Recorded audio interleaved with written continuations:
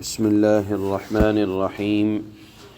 الحمد لله رب العالمين، والصلاة والسلام على سيد الأنبياء والمرسلين محمد وعلى آله وأصحابه أجمعين. أما بعد، فأعوذ بالله من الشيطان الرجيم. بسم الله الرحمن الرحيم. يا أيها الذين آمنوا كونوا قوامين بالقسط شهداء لله ولو على أنفسكم أو الوالدين والأقربين إن يكن غنيا أو فقيرا فالله أولى بهما فلا تتبعوا الهوى أن تعدلوا وإن تلووا أو تعرضوا فإن الله كان بما تعملون خبيرا. صدق الله مولانا العلي العظيم. یہاں اس مبارک آیت میں اللہ تعالیٰ نے تمام مسلمانوں کو عدل اور انصاف پر قائم رہنے، سچی گواہی دینے کی ہدایت فرمائی ہے، اور جو چیزیں عدل اور انصاف اور گواہی میں رکاوٹ بن سکتی ہیں، اللہ تعالیٰ نے اس کو دور کیا ہے۔ تو معلوم یہ ہوا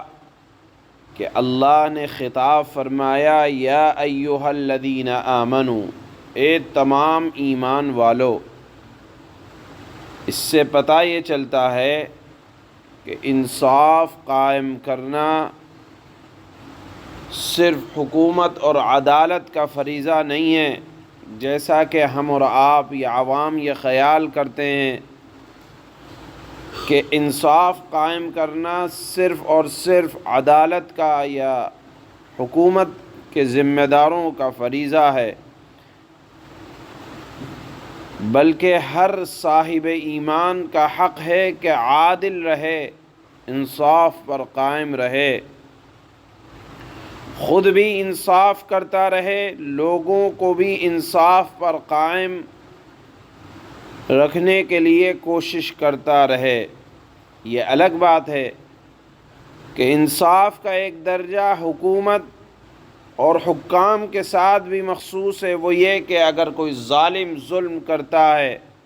تو حکومت کی ذمہ داری ہے کہ ظالم کو اس کے ظلم سے روکنے کے لیے کوشش کرے،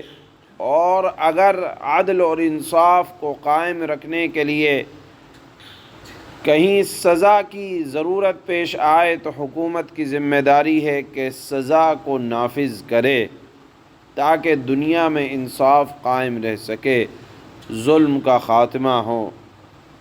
الغرض اللہ تعالیٰ نے قوامین بالقسط کہا ہے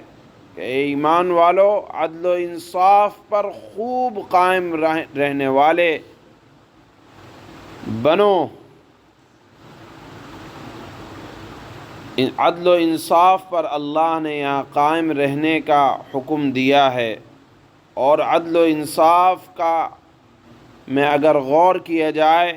تو اس کا مطلب یہ ہوتا ہے کہ ہر صاحب حق کا پورا حق ادا کیا جائے۔ اب اگر آپ اس کے مضمون کو آپ کھولیں گے تو ہر صاحب حق کا حق ہمیں پتہ چلنا چاہیے۔ سب سے پہلے ہمیں پتہ چلے کہ ہمارے اوپر سب سے بڑا حق وہ ہے اللہ کی ذات، کہ اللہ کے حقوق کیا ہیں ہمارے ذمے، کہ ہم اللہ کی توحید کو پر عمل کرتے رہیں، اپنی ذات سے بھی لوگوں کو بھی توحید پر عمل کرائیں، اور اللہ کی عبادت کریں، شریعت مطہرہ پر عمل کریں، جیسے اللہ نے فرمایا وَقَضَىٰ رَبُّكَ أَلَّا تَعْبُدُوا إِلَّا إِيَّاهُ، کہ تمہارے رب کا تم پر یہ حق ہے کہ اللہ تعبدوا الا اللہ، اللہ کے علاوہ کسی کی عبادت نہ کرو۔ تو معلوم یہ ہوا کہ اللہ کے ساتھ عدل اور انصاف یہ ہے کہ اللہ کے حقوق کے خیال رکھا جائے، اور اسی طرح اللہ کے بعد انسانی حقوق جتنے بھی ہیں اس میں بھی عدل و انصاف کا معاملہ کیا جائے، کسی پر ظلم نہ کیا جائے۔ اور یہ بھی داخل ہے کہ اگر کوئی ظلم کر رہا ہے تو ظالم کی مدد کی جائے، اس اعتبار سے کہ ظالم کو اس کے ظلم سے روکا جائے، مظلوم کی حمایت کی جائے۔ اور یہ بھی داخل ہے کہ ظالم کو ظلم سے روکنے کے لیے، مظلوم کا حق دلوانے کے لیے اگر کہیں گواہی دینے کی ضرورت پیش آئے تو گواہی دی جائے، گواہی دینے سے پیچھے نہ ہٹا جائے۔ اور یہ بھی ہے کہ گواہی دینے کے لیے کسی طرح کا کہ مال کا مطالبہ نہ کیا جائے۔ اللہ تعالیٰ نے اس کو فری میں کہا ہے، مفت میں گواہی دو، یہ نہیں کہ معاملات کو لمبا کرانے کے لیے، طول کرانے کے لیے گواہوں کو پیسے دے کر خریدا جائے یا ان کو تیار کیا جائے۔ اللہ نے فرمایا کہ اگر گواہی دینے کی ضرورت پیش آئے تو گواہی دینے کے لیے آؤ، چاہے تمہیں اپنی اولاد کے خلاف گواہی دینی پڑے، رشتہ داروں کے خلاف گواہی دینی پڑے۔ اللہ نے فرمایا کسی کی رعایت نہ کرو، فیصلے میں پورے عدل و انصاف کا معاملہ کرو۔ بہرحال انصاف قائم کرنے کا حکم ہے۔ سب سے پہلے اللہ کی ذات کے ساتھ، رسول اللہ کے ساتھ انصاف یہ ہے کہ سنتوں کی پیروی کی جائے، آپ علیہ الصلاۃ والسلام سے محبت کی جائے، آپ کے گھرانے سے محبت کی جائے، صحابہ کے ساتھ انصاف، ان کی عظمت کا خیال رکھا جائے، صحابہ کے فیصلوں کو مانا جائے، اور پھر اس کے بعد درجہ بدرجہ یہ عدل و انصاف اتنا وسیع ہوتا ہے کہ اپنی اولاد کے درمیان انصاف، اپنے گھر والوں کے درمیان انصاف، اہلیہ کے ساتھ انصاف، ماں باپ کے ساتھ انصاف، ان کے حقوق کی ادائیگی، پڑوسیوں کے ساتھ، ملنے جلنے والوں کے ساتھ، کاروبار کرنے والے لوگوں کے ساتھ، یہ انصاف کا دائرہ بہت زیادہ وسیع ہے۔ اب آپ دیکھیں قرآن کریم کے اسی حکم کے اندر اگر دنیا عامل ہو جائے، دنیا اسی فیصلے پر یا یہ کہا جائے اسی حکم کو مضبوطی سے تھام لے تو دنیا سے لالچ ختم ہوگی، دنیا سے حقوق کھانے کا جو ایک سلسلہ ہے معاشرے کے اندر یہ تبدیل ہو جائے گا، اور انصاف اگر قائم ہو جائے تو یہ خونخوار دنیا انصاف کرنے والی دنیا بن جائے گی۔ اللہ تعالیٰ نے اس میں نہ تو امیر کا اور نہ غریب کا کوئی فرق رکھا ہے، بلکہ سب برابر ہیں کہ عالم ہو، جاہل ہو، امیر ہو، غریب ہو، چھوٹے ہوں، بڑے ہوں، حکام ہوں، حکومت کرنے والے ہوں، سب کو کہا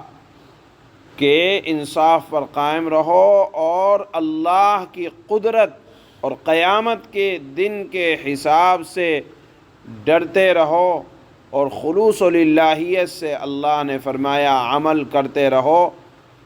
اور فرمایا کہ دیکھو اللہ تعالیٰ تمہارے ہر عمل سے باخبر ہے، یعنی اگر تم خواہشات نفسانی کا اتباع کر کے غلط بیانی کرو گے، حق سے ہٹ جاؤ گے اور غلط گواہیاں دو گے، تو ایسا نہیں ہے کہ تم غلط گواہی دے کے بچ جاؤ گے۔ وَإِن تَلْوُوا أَوْ تُعْرِضُوا، اگر تم پہلو تہی کرو گے گواہی دینے میں یا غلط بیانی کرو گے اور یہ سمجھو گے کہ ہمیں تو کوئی دیکھنے والا نہیں ہے، یا اس معاملے میں میرے علاوہ کوئی گواہ نہیں ہے، میں جو چاہوں وہ کروں، تو اللہ نے فرمایا فَإِنَّ اللَّهَ كَانَ بِمَا تَعْمَلُونَ خَبِيرًا۔ غلط بات کرو گے تو یاد رکھو اللہ تعالیٰ تمہارے سارے اعمال کی مکمل خبر رکھتا ہے۔ یہ اللہ تعالیٰ نے یہاں ارشاد فرمایا ہے کہ دیکھو یہ کرتے رہو، اور اگر غلط بیانی کرو گے تو اللہ کی پکڑ سے بچ نہیں سکتے۔ یہ اخیر آیت کا مضمون ہے۔ شروع آیت میں اللہ تعالیٰ نے یہ ارشاد فرمایا ہے کہ خود بھی انصاف پر قائم رہنا اور سچی گواہی دینا۔ اللہ فرماتے ہیں یا ایہا الذین آمنوا کونوا قوامین بالقسط شہداء للہ ولو علی انفسکم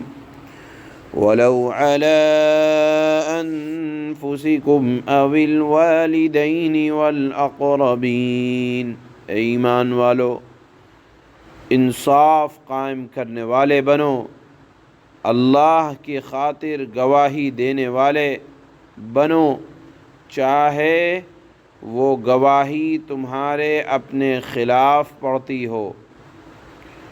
یا والدین کے خلاف پڑتی ہو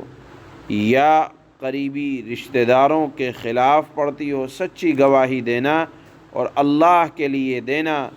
منہ دیکھی بات کرنے کے لیے نہیں، یا کسی کی محبت کو لینے کے لیے نہیں،